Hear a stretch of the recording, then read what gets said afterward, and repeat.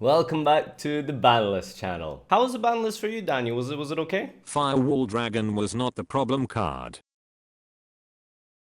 Rather than looking at the list again, today we're going to be looking at Vrains 2, which I believe is the biggest stepping stone that Konami has made in the last few years, I don't know, in terms of card design and in terms of the general direction of the new mechanic that they have so far introduced. So how do you plan to drag this out for 10 minutes exactly, Farfa? Well, I'm going to be looking at the current Link monsters and some of the issues and problems that they've been highlighting over the past couple of months. Then I'll be looking at the solutions they are giving for those problems in Vrains 2. For example, looking at things like their genericness, the materials, link climbing, all kinds of things that they've addressed in Vrains 2, and I'll be breaking them down one by one and taking a look at an example of a couple of cards from Vrains 2 and how I feel that they are probably some of the most best designed Link monsters they've ever printed. The biggest example that I could think to describe link climbing and how it actually works, it never really occurred to me to begin with because there were so few good Link monsters available, but with the ability to spam out a ton of guys onto the field,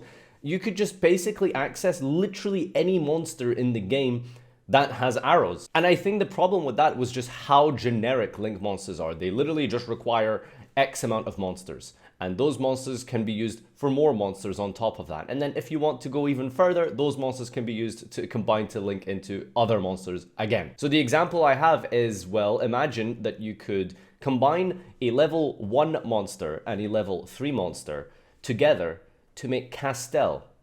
You use that Castel to spin away your opponent's monster. You then reborn something from your graveyard and combine it with your new Castel, and then you make a Big Eye, and then you steal one of your opponent's other monsters. Then you overlay that monster on top of another monster that you can somehow put onto the board, and then you rank it up into Cyber Dragon Infinity or something. That's an example, and I know it sounds very absurd, but that's actually how link climbing works. Because there is no level requirement, because more often than not, the good ones don't even have an archetype requirement, you can combine anything with just anything, even after you already combined the two previous ones together. But one final example that I did want to bring up for problematic cards, and that's going to be Isolde. Now, I think that a lot of people did miss mentioning this on their ban list, and I don't think it's because we don't think Isolde's not a problem card. She's very much a problem card, but, you know, it's probably like Konami are going to sell special editions and stuff with Isolde, so we assume like there's no way they're going to hit her that soon. Noble Knight some more support coming in the future. Where this card actually says Noble Knight on the card, you won't find it anywhere on there is nowhere on the card, like at all in the text at all, ever, anywhere. There is nothing on this card that says Noble Knight on it at all, ever. The only way you can recognize this as a Noble Knight card is in the name. But if it's just the name, who cares? The name could literally be Milky Mommy Goth Bitch 3. And you'd still play it. Like, it doesn't matter. Who gives a shit about the name? Like, that's not the point. The requirements were just 2 warriors. So already, like, one of the most supported types in the game, warrior, probably the most numerical amount of monsters that are actually available in Yu-Gi-Oh! Is the warrior type. So just 2 of those together make Isolde. On top of that, it says send equips from your deck to the graveyard. Equips? Which equips? Noble Knights equips? Noble Arms? Nope, just equips. Just equips. On top of that, on summon, that you get to add any warrior, not just our warrior, but any warrior. Okay, where's the Noble Knight restriction there? Then you can special summon any warrior in the game, basically. Like, actually think about it. As long as you send the correct number of equips, you have access to level 1 all the way up to whatever level of warrior you want to special summon out of your deck.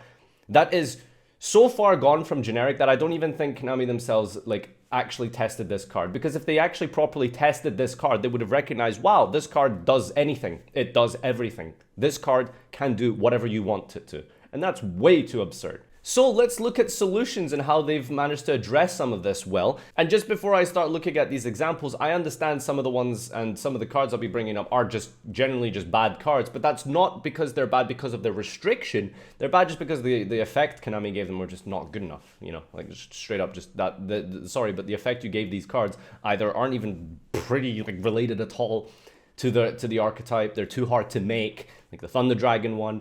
Or they're just, you know, just terrible. And I don't think this has anything to do with the restrictions. The restrictions are fine. It's not the restriction that's stopping these cards from being good. It's just the fact that the effects just aren't strong enough. So if we take a look at something like Scrap Wyvern, for example, it says requires 2 materials, but one of which must be a scrap monster. Isn't that wild?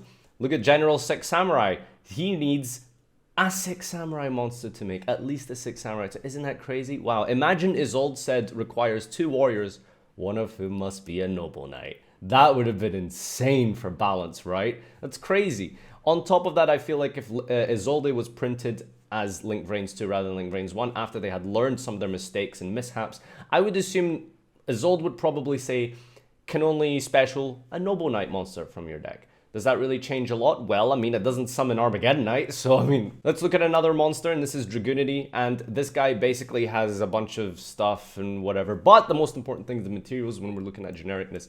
It says cannot be summoned with a token. So, what are some of the problems we have with particularly the Nightmare monsters? Well, you can make them with literally anything. Leftover fucking bottles from last night's party and condoms everywhere. You could just smash them together. There you go, you got yourself a Nightmare Phoenix. You can pop a card. So what we can see now is that there is a pattern in restricting players from being able to make these monsters by making their requirements and their materials far more niche and directed. But the most important effect that I found from the Link Vrains 2 was that this Dragoonity monster says it cannot be used as a Link material monster this turn. That, my friends, is probably the most important clause and the single clause that will probably save the game in the long term, and that is the ability for this monster to not be used as a Link material, at least for this turn. Some other Link monsters from Link Vrains 2 do say cannot be used as a Link material, period.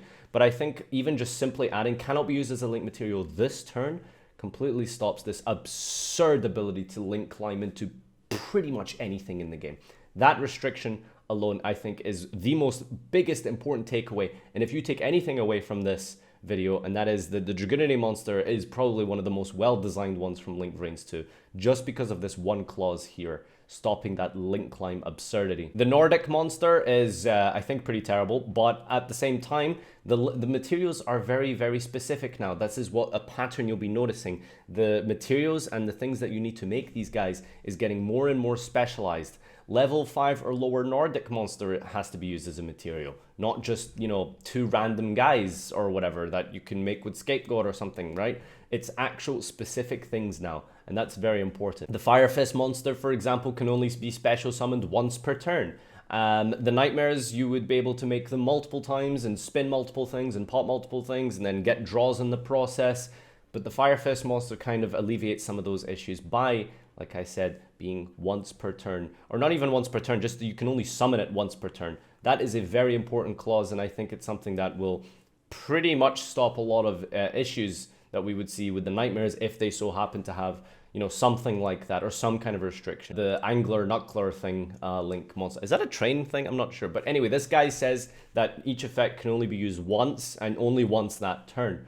Now, I think that limiting the usage of effects can sometimes make cards really bad, but it just depends on how good of an effect you give it. However, making it a once per turn, a hard once per turn, is something very important and something that will be very beneficial to the game, because rather than having to loop monsters over and over again, like, I don't know, did they ever envision Armageddon Knight was going to be summoned 8 times in a turn and use its effect that many times? I really doubt when they printed it 10 years ago, they knew that that was going to happen. Things are probably a little bit too far gone for that guy, probably should be banned by now, but I assume Armageddon Knight was not supposed to be a 1-card Buster Dragon when they first designed that card. And finally, just as something that's I've noticed as a theme throughout all of them, is that their effects on most of these monsters are very much related to their archetypes.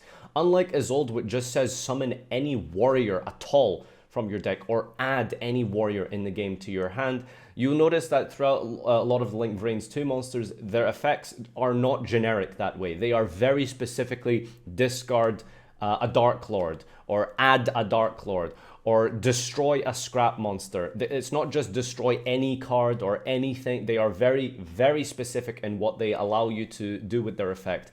And that's very positive in limiting the ability for these monsters to not just be splashed into some kind of random type and then suddenly it's the most broken thing you've ever seen. Thank you everyone for watching tonight. I hope you enjoyed my video. Let me know what you think about Link Vrains 2 down below. Just as a little bonus thing, Condemned Witch is definitely my favorite monster from Link Vrains 2. I don't think I've ever been into Dark Lords or anything, but man, that Link monster, she's a mommy. she's a mommy. Subscribe, join the Discord community, watch me on Twitch every night. Until next time, masterpiece.